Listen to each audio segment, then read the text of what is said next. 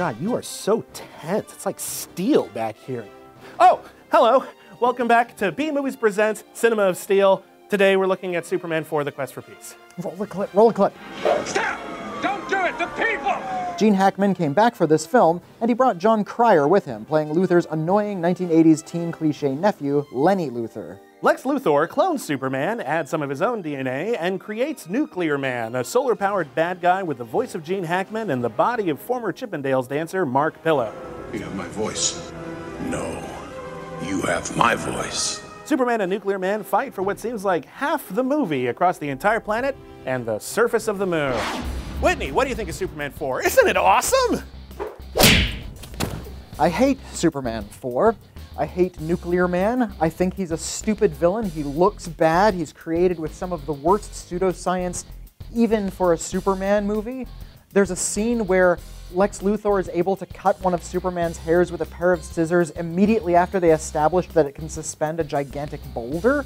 The film looks really, really, really cheap. It's hard to look at because the budget is so low. I think it has the lowest budget of any Superman movie.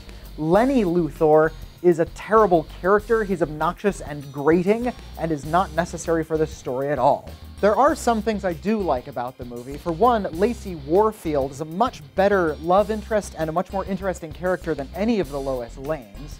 I like that the film finally addresses that Superman does have the power to disarm nuclear powers, and I like that it's brief. It runs only about 93 minutes, so it's over with in just a snap. Superman 4: The Quest for Peace actually feels a little bit ahead of its time. All the storylines, Clark Kent's storyline, the Daily Planet storyline, Lex Luthor's storyline, the whole global political storyline, and Superman's storyline, they all work together in a unit. They're actually pretty well thought out. The movie's very well structured, and even though it's very short, it feels like they cram a lot of story in here, and it all makes sense, and it's all kind of cool.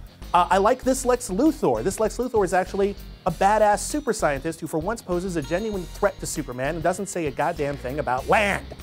That said, it does have a lot of problems, and the most obvious among them is John Cryer. His character isn't even that bad. He's the most competent sidekick Lex Luthor has ever had, but he's played like such an annoying, cliched cartoon character that it's really distracting in every scene he's in, and it's also very, very cheap. And there's this huge, giant fight that's really cool in concept, and it's completely undone by how cheap and lame the visual effects are. I can't quite forgive that. And Nuclear Man, it would have been nice if we'd had like a better or more recognizable Superman villain, but I would have at least liked a supervillain who doesn't completely shut down whenever it's slightly shady.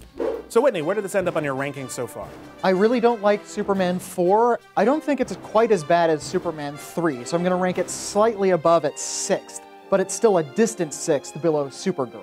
I actually kind of like this movie. I think it's a little bit ahead of its time. It's got a lot of flaws, you can't deny it, but it's fun, it's quick, it's snappy, it has something to say. I'm putting it at number 3 so far. Yeah, number 3. Go ahead, leave a comment, see if I care. So yeah, I liked it. Don't hurt me. You're not worth my fist anymore.